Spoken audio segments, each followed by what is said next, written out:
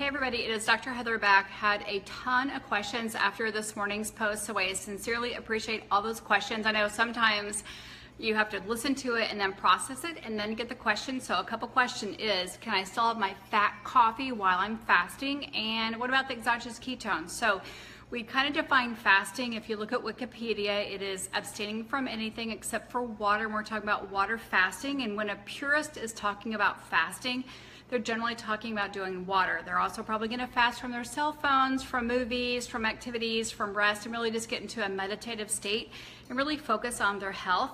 However, that doesn't really happen in today's life if you look what's happening with kids and a job and all the activities going on. So I have taught fasting in our office for several years, but since exogenous ketones have come about, it's actually given us a really great opportunity for people to be successful. I found oftentimes the minute you say don't eat, people's brains go to food automatically. They're thinking, okay, what can I have? I need that brownie, I need that ice cream, where oftentimes your day is super busy and you might not eat, but you don't even think about it because you weren't mindful about fasting. Hey Sutton, thanks for joining me today. Feel free to ask some questions because I had a ton of questions after this morning. So people are wanting to do your fat coffee during fasting. That's totally up to you. So again, fasting is just abstaining from something. So maybe you just need to fast from soda or from sports drink or from like white food like breads and carbs and pasta. But if you're really wanting to give your body the optimal support that it needs with fasting, then I make 3 suggestions. First, number 1, clear your calendar, clear your pantry, get rid of anything that's going to be crazy on your social calendar. Number 2, make sure you're drinking plenty of water. We can go about 3 days without water, and our body actually stores about 2,000 glucose calories, but stores many, many, many more fat calories, like 40 to 60,000 fat calories. So we can go far longer without food than we can without water. So make sure that you're drinking tons of water. And then again, the fat coffee just came up several times about doing that. So if you really wanted to know what's happening with your body, number 1, check your blood sugar, check your ketone levels, and check your pulse and respiration. So check that upon rising. So first thing in the morning before you get out of bed, see what your glucose level is, your ketone level, your pulse, and maybe even your blood pressure if you're monitoring that. Then get up and have your fat coffee, which could be with keto cream or butter or coconut or MCT oil, whatever it is, and then recheck your pulse, recheck your glucose level and your ketone level. So if you actually have a rise in your ketone level, or a lowering in your ketone level, a rise in your glucose level, then you actually have broken a fast. Because in the fasting state, what should happen is our glucose level should continue to go down because our body is using all those stored glucose calories for fuel. Then when it kind of runs out of the glucose, then it taps into the fat, or the liver taps into the fat, grabs the fat, and then starts uncoupling it and converting it into ketone levels. So the longer the fast, the higher the level of ketones and the lower the glucose level. But if it's stress on your body, then, thanks Dr. Ralph, just back from playing a couple hours of beach volleyball. If you're actually stressing out your body by doing fasting, then you'll find things like your respiration, your pulse, your blood sugar increasing. That's why I always recommend using an uncharged form of the exogenous ketones if you're going to do it. And yes, I am picky about my exogenous ketones. I had that question asked. I do feel it has the most bioidentical ketones to our body. I've seen it for the last 2 years, what it's done to blood work for people, what it's done for their overall body composition. So yes, I am picky about my ketones. I'm going to suggest prove it only. I'm also picky about my fermented greens, and I'm also picky about my collagen broth, or bone broth. So a couple things. If you think you want to incorporate your coffee, that's totally up to you. You're defining your fast.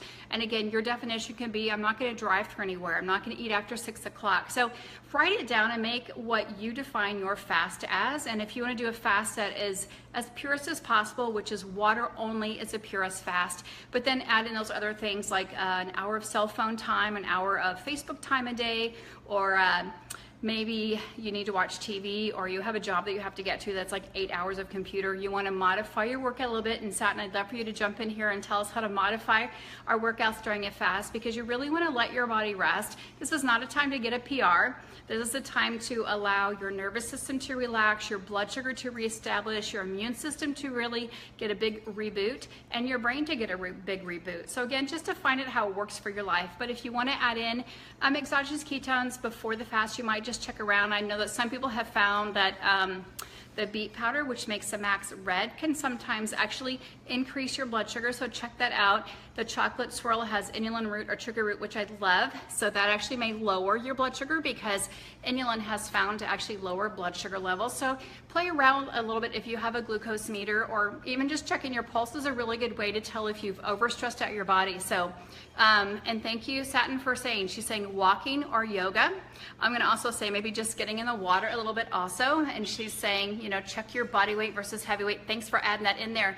And Satin, if you wanna make a video, please make it and add it in here for people to experience during their fasting time, and let's really help educate people on the safest way, because we don't want you tapping into your lean muscle mass. We don't want it to create inflammation. We want to actually give your body a big gift, which is lowering inflammation, saving your lean body mass, reestablishing your blood glucose level, and letting your brain rest at night so you sleep really, really well. So I hope that this has helped answer some of those questions you guys have asked, and please keep the questions coming, so as I get 20 or 30 or 50, I'll pop back on and make a new video, but hopefully that helps answer your question about having your fat coffee in the morning or afternoon, and about when to use the ketones. Again, I felt that I would say in the past 15 years, people have been unsuccessful in the first 24 hours, because what happens is they just focus so much on food, and then when their blood sugar starts to plummet, which is what we want the blood sugar to drop, we want you to go grab that fat and make ketones, that people they just crash. So that means they go and they get the whole bag of chips, they get the whole bucket of ice cream, they get the whole bag of chicken or whatever it is, and they just overeat because they've been thinking so much about food, and the body's like, oh my gosh, I need energy. That's a perfect time to use that bone broth. It's a perfect time to use that exogenous ketones, because the ketones are giving our body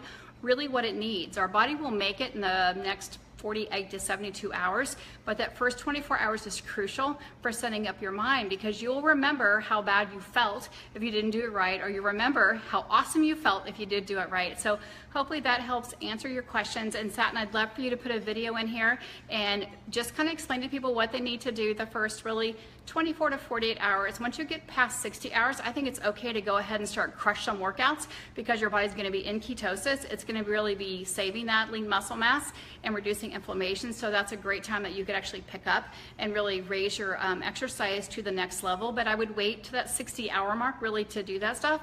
The first 24 to 36, just let your body get in the groove of things. So hopefully this helped answer your questions. Have an amazing day. And Kim, thanks for joining us, and we'll talk to you guys later.